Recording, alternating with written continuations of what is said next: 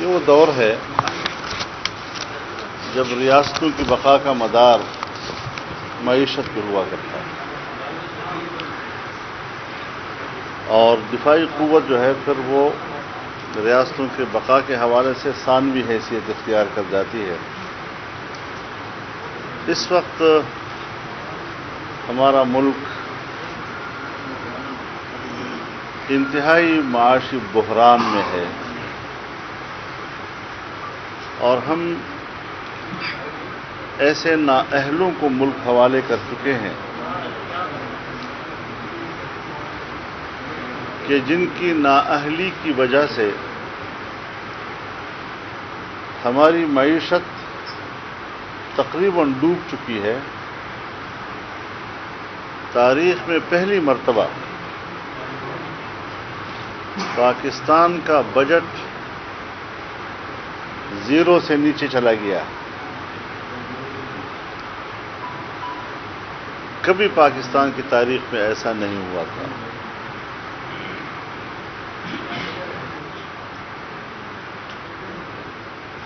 دو ہزار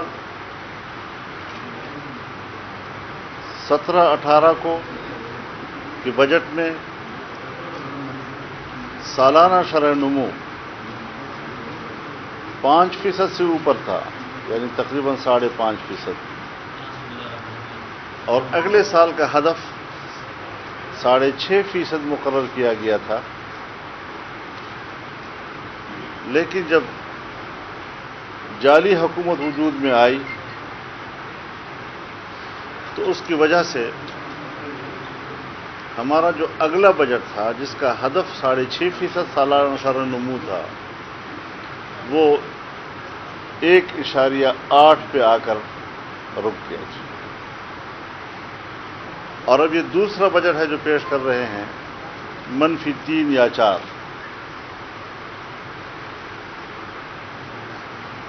ہمیشہ یہ ہوتا ہے کہ نئے سال کے بجٹ کا حجم پچھلے بجٹ سے زیادہ ہوا کرتا ہے۔ یہ پہلی مرتبہ ہے کہ نئے سال کا بجٹ کا حجم پچھلے سال سے کم۔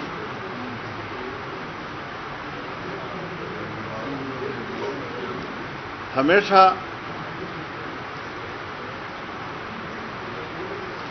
نئے سال کے محصولات کا ہدف پچھلے سال کی نسبت زیادہ ہوا کرتا ہے۔ یہ پہلی مرتبہ ہے کہ نئے سال کے لیے محصولات کا ہدف پچھلے سال سے کم رکھا گیا ہے۔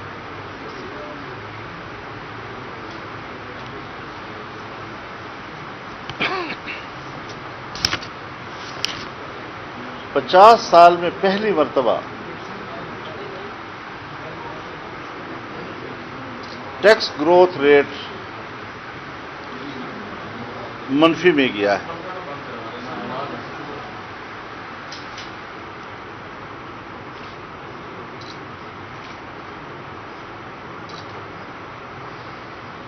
جو ڈائریکٹ فارن انویسٹمنٹ اس میں 50% کمی پہلی مرتبہ آئی۔ نہ ملک کے اندر کے عوام کا ان پہ اعتماد ہے، نہ سمندر پار ہمارے پاکستانیوں کا ان کے اوپر اعتماد ہے۔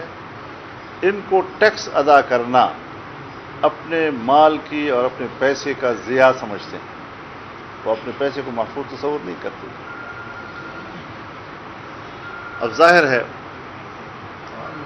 کہ ہمارا جو موقف ہمیشہ رہا ہے، ہم تو سمجھتے ہیں کہ جو الیکشن ہوئے وہ بھی ڈھونگ،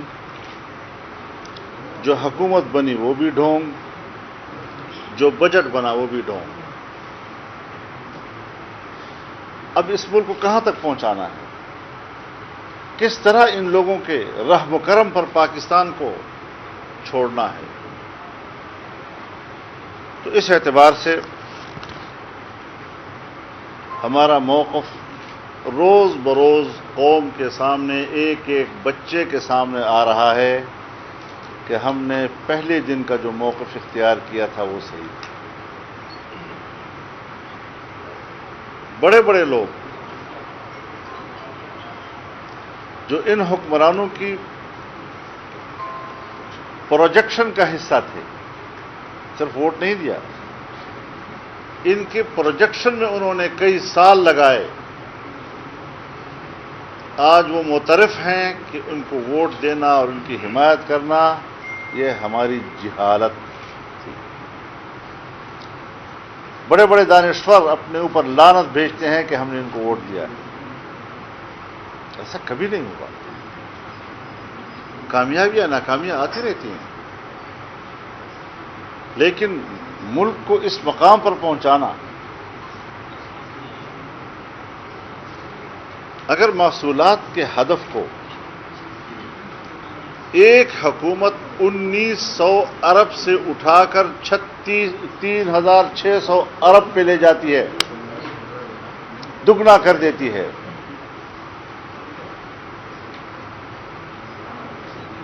تو پھر آج اس کے ساتھ کیا موازنہ کیا جا سکتا ہے؟ یہ کیا موازنہ ہے جو آج ہم دنیا میں کر رہے ہیں؟ اور پھر بھی کہتے ہیں جی احتساب ہوگا۔ کس چیز کا احتساب؟ ایسے احتساب پر تو حکمرانوں کو شرم آنی چاہیے تھی۔ صوبہ خیبر پختونخوا میں انہوں نے خود ہی ایک احتساب کمیشن بنایا، جب دیکھا کہ اس احتساب کے شکنجے میں خود ان کے منسٹرز آ رہے ہیں اور حکومت آ رہی ہے، تو پھر اس کے اختیارات ختم کر دیے، اور اگلی حکومت آئی تو کمیشن ہی ختم کر دی۔ فارن فنڈنگ کیس ہو، بی آر ٹی کا مسئلہ ہو پشاور کا، بلین ٹریز کا مسئلہ ہو، کیوں عدالتوں سے اسٹے لے رہے ہیں قدم قدم پر کہ ہمارا احتساب نہ کیا جائے؟ ریکویسٹ کرتے ہیں ان سے، کسی ایک قانون کا سہارا لیتے ہیں۔ تو یہ احتساب اب اپنا اعتماد کھو بیٹھا۔ ہم تو پہلے ہی اس کے قائل نہیں تھے، لیکن ہماری بڑی پارٹیاں جو ہیں وہ اس قانون کو برقرار رکھنا چاہتی تھیں، آج وہ بھی پشیمان ہیں۔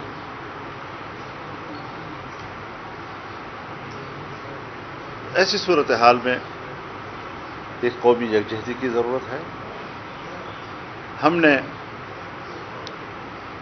کورونا کی عالمی وبا کی وجہ سے جس فراخ دلی کا مظاہرہ کیا، اور ہم نے انتظامیہ کے ساتھ تعاون کا ہاتھ بڑھایا،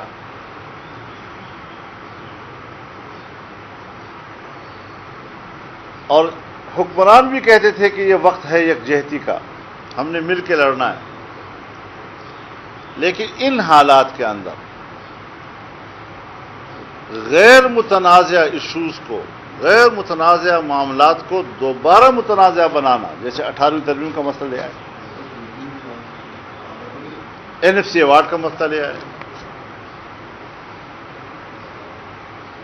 اب 18ویں ترمیم ان ایک آدھ ترامیم میں سے ایک ترمیم ہے جو بالکل ایوان کی متفقہ ہے، آج اس کو متنازع بنایا جا رہا ہے۔ پھر صوبوں کے اندر ایک ارتعاش آئے گا، پھر وہاں پر محرومی کے احساسات اٹھیں گے، اور جبکہ آئین کہتا ہے کہ NFC ایوارڈ کے تحت صوبوں کے حصص کو کم نہیں کیا جا سکے گا، آئین صوبوں کے حصے میں کسی بھی طرح کی کمی کو تسلیم نہیں کرتا۔ یہاں دباؤ ڈالا جا رہا ہے کہ صوبے اپنے حصے کم کریں۔ فاٹا کے عوام کو دربدر کر دیا گیا ہے، کوئی انتظام وہاں نہیں ہے، کوئی پولیس نہیں ہے، کوئی انتظامیہ نہیں ہے۔ اور میں آپ کو یہ بتا دوں کہ پورے فاٹا میں لینڈ ریفارم تھے ہی نہیں، لینڈ ریکارڈ ہے ہی نہیں، سوائے 1 یا 1.5% علاقے۔ تو اس زمانے میں کہیں انگریز نے اپنی ضرورت کے لیے کیا تھا. آج وہاں کوئی پٹواری بھی نہیں ہے. آج لوگ لڑ رہے ہیں. جنوبی وزیرستان میں قومیں ایک دوسرے کے سامنے آ گئی، شمالی وزیرستان میں آ گئی، کرم ایجنسی میں آ گئی، خیبر ایجنسی میں لوگ آ گئے ایک دوسرے کے مقابلے میں. یہی وجہ ہے کہ آپ نے ضم کر دیا. وہاں پر ان کا جو پرانا قانون تھا FCR کا وہ ختم ہو گیا ہے، نیا نظام موجود نہیں ہے، اور قبائل جو ہیں وہ ایک دوسرے کے خلاف سفارا ہو گئے ہیں. یہی وجہ ہے کہ وہاں زمین کی تقسیم کا سسٹم بھی موجود نہیں ہے. کبھی اس کو کیا عنوان دیا جا رہا ہے، کبھی کیا عنوان دیا جا رہا ہے. یہ تو پھر اس کا صاف مطلب یہ ہوا کہ مملکت کی بقا کا سوال پیدا ہوا.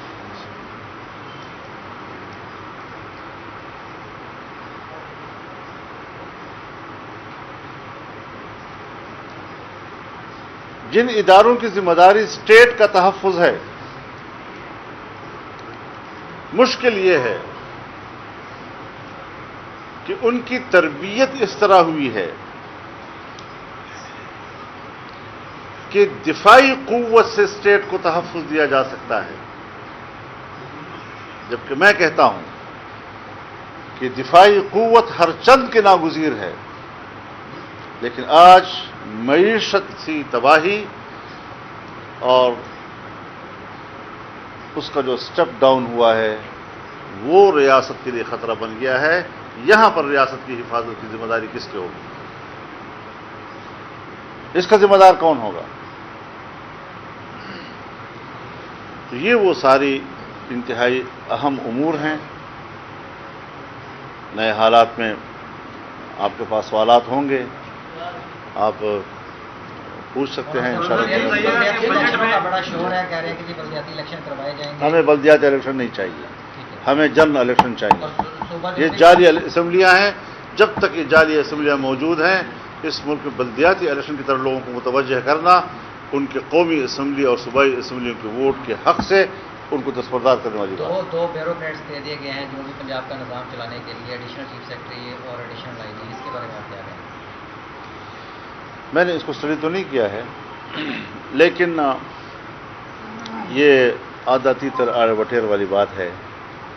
ایک تاثر دے رہے ہیں کہ جیسے ہم نے جنوبی پنجاب کو بڑی اہمیت دی ہے، لیکن میں نہیں سمجھتا کہ جو یہاں کی پبلک کا ڈیمانڈ ہے یہ اس ڈیمانڈ کو پورا کرتا ہے یا اس سے یہ لوگ مطمئن ہو سکتے ہیں. مولانا صاحب یہ بتائیے کہ آٹا چور، چینی چور، آئل کی چوری اور IPPs کی چوری اور بجلی کی مہنگائی، یہ ساری چیزیں جو ہیں یہ حکومت کی کیبنٹ میں بیٹھے ہوئے مخصوص لوگ جو ہیں اس میں ملوث ہیں، لیکن اس پر کوئی ایکشن نہیں لیا جا رہا اور نہ ہی اپوزیشن اس پر کوئی مضبوط آواز اٹھا رہی ہے. بہت اچھی بات آپ نے کی ہے. بڑے آسان ایک فارمولہ آپ نے دے دیا ہے. ہم چوروں کی تلاش میں ہیں، ہم چوروں کو پکڑیں گے. چور مل نہیں رہے، تو اب تو چور مل گئے نا، اب تو تمہاری کابینہ میں بیٹھے ہیں، تو جلدی سے پکڑ لو ان کو اگر تم واقعی چوروں کو پکڑنے کے لیے آئے ہو تو. ورنہ پھر کہہ دو کہ ہم ڈرامہ ہیں اور صرف ایک لفظ سے ہم قوم کو مطمئن کرنے کی کوشش کر رہے ہیں. اس طرح قوم مطمئن نہیں ہوا کرتی. آپ نے پورے ڈرامے کا نقشہ کھینچا ہے. آپ ایک عرصے سے آواز بھی اٹھا رہے ہیں. کورونا کے دنوں میں آپ کی آواز کسی ہو گئی تھی، لاک ڈاؤن کم ہوا ہے تو آپ کی آواز سامنے آئی ہے. لیکن ان قوتوں کے بارے میں جو کسی نہ کسی طرح حکومت کو سپورٹ کر کے بڑی جماعتیں ہونے کا دعویٰ کرتی ہیں، اپنی اسمبلی میں بیٹھی ہیں، اپوزیشن ہونے کا دعویٰ بھی کرتی ہیں، تو ان کے بارے میں کیا کہیں گے؟ جب تک وہ اس بات کو محسوس نہیں کریں گے، آپ کے یہ جو اتنا بڑا ڈرامہ آپ نے کیا ہے اس کو کیسے بندر عام تک پہنچائیں گے؟ یعنی آپ کا مطلب یہ ہے کہ معاملہ دونوں طرف سے خراب ہے. حکومت کو سپورٹ کرنے والے بھی ڈاواں ڈول ہیں اور اس کو اپوز کرنے والے بھی ڈاواں ڈول نظر آ رہے ہیں. میرے خیال میں یہاں پر اب درمیانی راستے اختیار کرنے کا کوئی اب جگہ نہیں رہی ہے، گنجائش ہی نہیں ہے. واضح طور پر یا حکمرانوں کے ساتھ کھڑا ہونا ہوگا یا پاکستان کے ساتھ کھڑا ہونا ہوگا. اس بیچ میں کوئی جگہ نہیں ہے.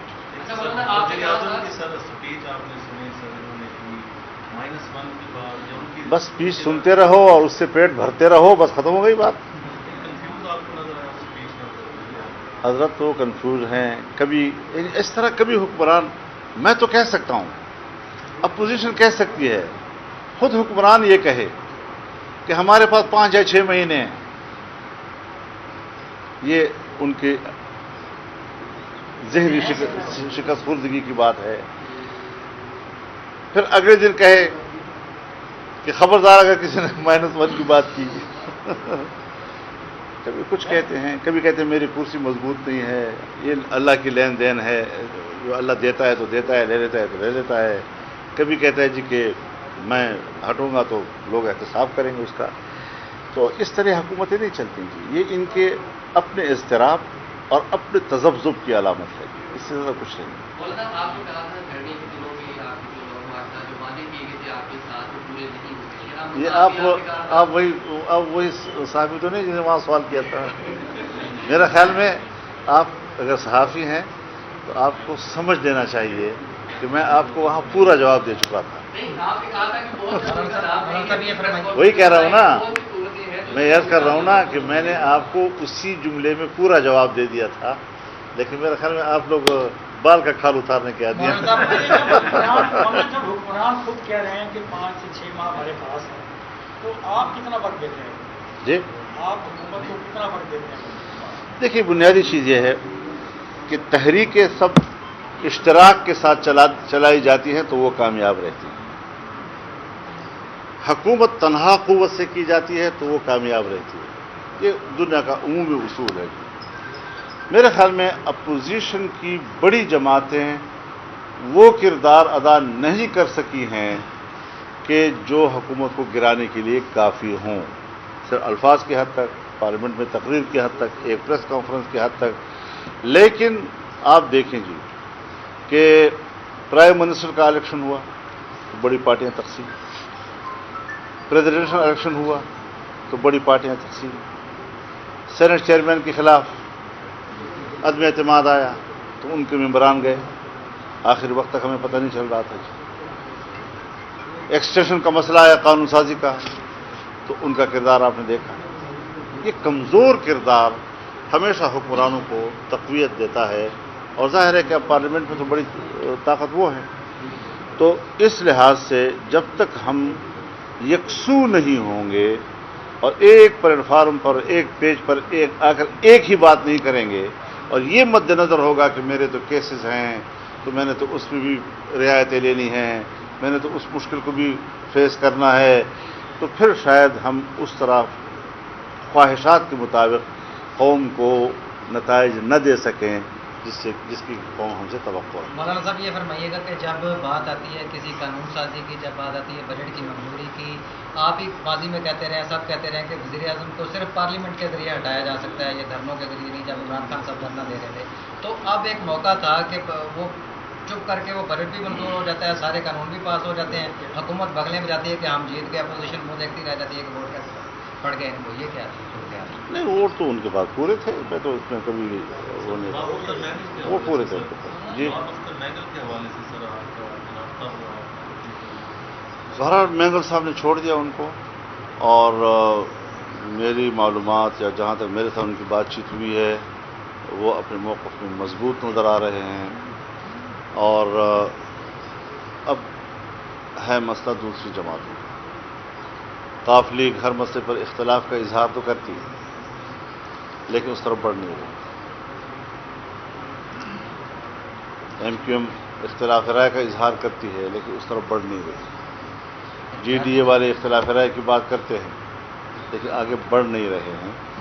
تو میں یہی عرض کر رہا تھا نا کہ حکومتی سائڈ پر بھی تذبذب کا شکار ہے پارٹیاں، اور حزب اختلاف کی سائڈ پر بھی وہ یکجہتی موجود نہیں عملی طور پر، یعنی ذہنی اور فکری لحاظ سے موجود، لیکن عملی طور پر وہ یکجہتی نظر نہیں آئی کہ جس کی وجہ سے آپ جس طرح آزادی مارچ کو کامیاب دیکھ رہے تھے اور جس طرح قوم اس کے ایک نتائج کی منتظر تھی، تو اس میں ضرور وہ مشکل سامنے آئی. ہم نے تو اس کا پرزور الفاظ میں مذمت کی ہے. بڑا ایک ناروا قسم کا، دہشت گردانہ قسم کا ایک حربہ ہے، اور ضرورت اس امر کی ہے کہ ایسے لوگوں کو جو ملک کی معیشت کے لیے بنیاد اور اس کے لیے اہم ہوتے ہیں، ان کا تحفظ اسٹیٹ کی ذمہ داری ہے۔ سر حکومت کو گرانے کے لیے ماضی بعید کے اندر یا قریب کے اندر آپ کوئی نہ کوئی لانگ مارچ کا ارادہ رکھتے ہیں، مزید ساری اپوزیشن پارٹیوں کو ساتھ ملا کے مشترکہ؟ اگر ہمارے سے نہ پوچھیں یہ بات، ہم ہر وقت تیار ہیں۔ آج کشمیر کے حوالے سے دوسرے ان سے کسی کو پوچھ لیں آج جی۔ کشمیر کے حوالے سے ایک بچے کی تصویر چھپی ہے ایک لاش کے اوپر، اس نے بیٹھ کے پوری دنیا کو جگانے کی بات کی معصوم بچے نے۔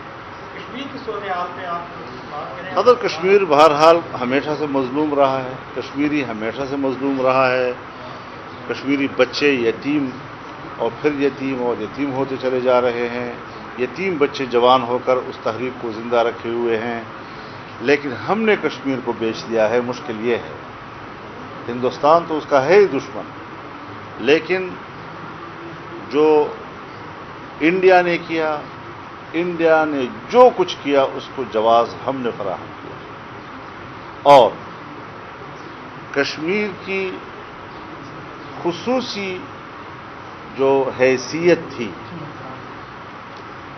اس کو آرٹیکل 370 کے ذریعے سے ختم کیا گیا۔ جب اس اقدام پر پارلیمنٹ کے اندر قرارداد آئی تو حکومت نے آرٹیکل 370 کے خاتمے کی بات قرارداد میں لانے سے انکار کیا۔ کیوں؟ ایک طرف آپ اس کے اقدام کی مذمت بھی کر رہے ہیں اور دوسری طرف جو کچھ اس نے کیا ہے اس کو قرارداد میں بھی نہیں لا رہے۔ یہاں سے دوغلی پالیسی کا اندازہ لگتا ہے کہ ہم کشمیریوں کے ساتھ کر کے آ رہے ہیں۔ لہذا کشمیریوں کے ساتھ ہندوستان ظلم کر رہا ہے اور ہم منافقت کر رہے ہیں۔ بول رہے ہیں صاحب کو منزل بن رہا ہے، تھوڑا سا اس کو بتا دیں صاحب کو منزل میں پھر بلایا جا رہا ہے میرا تو یہ خیال ہے کہ اس پر اہل علم علماء کرام کا اجتماعی رائے آنی چاہیے۔ ہمارے پاس ادارے موجود ہیں، وفاقی شرعی عدالت کا ادارہ موجود ہے، ہمارے پاس اسلامی نظریاتی کونسل کا ادارہ موجود ہے۔ فوری طور پر ہم اس میں جائیں کہ اسلام آباد میں مندر ہو یا گرجا ہو یا گردوارہ ہو، اس قسم کی چیزوں کی تعمیر کے بارے میں شریعت کیا کہتی ہے اور ان کے اور ہمارے بیچ میں پوزیشن کیا ہے۔ تو اس پوری چیز کو واضح کرنے کے بعد پھر یہ رائے قائم ہونی چاہیے۔ بعض چیزیں ہوتی ہیں جذباتی، ہم اقلیتوں کے خلاف جذباتی بالکل بھی نہیں ہیں، نمبر ایک۔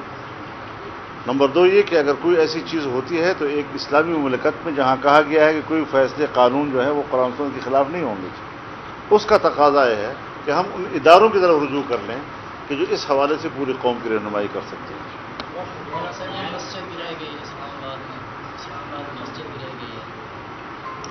اس کی نوعیت کا مجھے علم نہیں ہے، کیوں گرائی گئی ہے، اس کی کیا وجوہات وہ بتاتے ہیں، اس پر مجھے تفصیل معلوم اور نہیں سر ہے۔ کرونا وائرس کی صورتحال کے بعد مدارس کے اندر جو بچے پڑھتے ہیں ان کے لیے کسی آن لائن ایجوکیشن کا بندوبست کیا گیا ہے یا SOPs کے تحت آپ چاہتے ہیں کہ وہ دوبارہ سے اپنے مدارس کے اندر آ کے پڑھیں، کون سا نظام بنائیں گے؟ آپ بڑے لوگ ہیں اور HSN میں آپ لوگ پڑھتے ہیں، آپ کیا ادارے ہیں یار، بیکن وغیرہ میں پڑھنے والے لوگ ہیں، آپ ہر جگہ بیٹھ کر ایئر کنڈیشن کمروں میں بڑے اچھے طریقے سے آپ آن لائن بھی پڑھ سکتے ہیں۔ مدرسے کا غریب طالب علم، غریب بچہ، دیہات میں رہنے والا، اس میں کتنے لڑکے ہوں گے جو آن لائن کو افورڈ کر سکیں گے یا یہ مواقع ان کو حاصل ہوں گے۔ یہاں مسئلہ بنیادی یہ ہے کہ اگر حکومت کہتی ہے کہ اگست میں کھولے جائیں گے تو جون، جولائی، اگست آلریڈی حکومت کی چھٹی کے دن ہیں، وہ پہلے سے ہیں۔ ہمارے جو چھٹی کے ایام ہیں وہ شعبان، رمضان اور شوال کا مہینہ ہے، تو ہمارے چھٹی کے دن گزر چکے ہیں۔